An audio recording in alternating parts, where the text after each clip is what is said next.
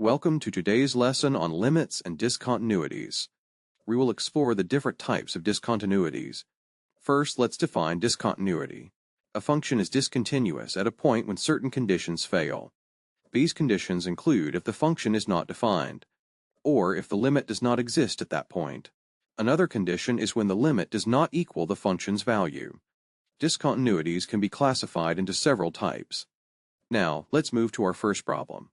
We have the function f of x equals x squared if x is less than 2, 4 if x equals 2, and x plus 1 if x is greater than 2.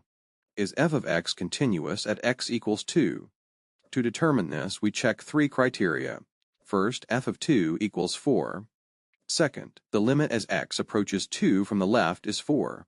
Finally, the limit as x approaches 2 from the right is 3. Since these limits do not match, f of x is discontinuous at x equals 2. Next, let's discuss removable discontinuity.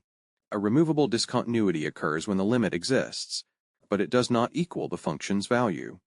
This can usually be fixed by redefining the function. Consider the function g of x equals x squared minus 4 over x minus 2. Does g of x have a removable discontinuity at x equals 2? First, simplify g of x. It simplifies to x plus 2 for x not equal to 2. The limit as x approaches 2 is 4.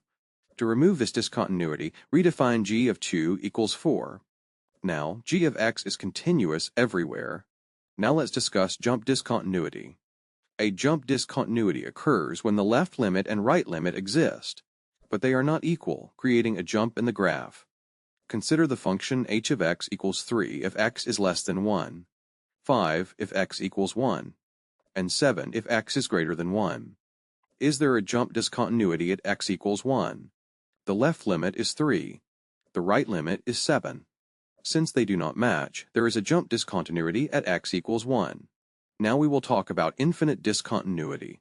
This occurs when the limit approaches infinity at a point. Often this happens with vertical asymptotes. Analyze the function k of x equals 1 over x minus 3. Does this function show an infinite discontinuity at x equals 3? The limit as x approaches 3 from the left is negative infinity. The limit as x approaches 3 from the right is positive infinity. Since the limits diverge, k of x has an infinite discontinuity at x equals 3. Next, let's discuss oscillating discontinuity. This occurs when a function does not settle at a value. The limit does not exist due to oscillations. Consider the function m of x equals sine of 1 over x. Does m of x have a discontinuity at x equals 0?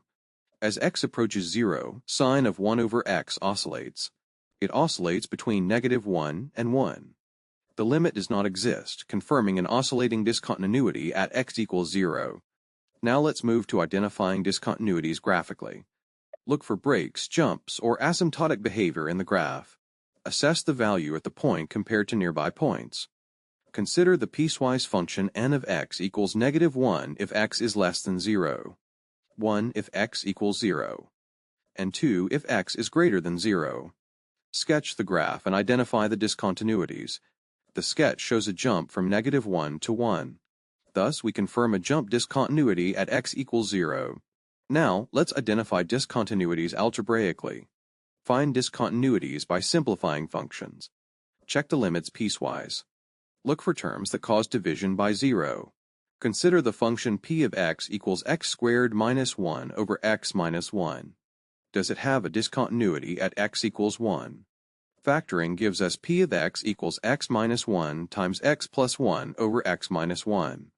For x not equal to 1, this simplifies to x plus 1. The limit as x approaches 1 is 2. But p of 1 is undefined, making it a removable discontinuity. Now, let's conduct a comprehensive case study. Consider the function q of x equals x squared if x is less than 0, 3 if x equals 0, and sine of 1 over x if x is greater than 0. Let's identify the types of discontinuities in q of x. For x less than 0, the function behaves regularly. At x equals 0, q of 0 equals 3. But the limit as x approaches 0 from the left is 0. The limit as x approaches 0 from the right oscillates. Thus, we confirm a removable discontinuity at x equals 0. There's also an oscillating discontinuity at x equals 0.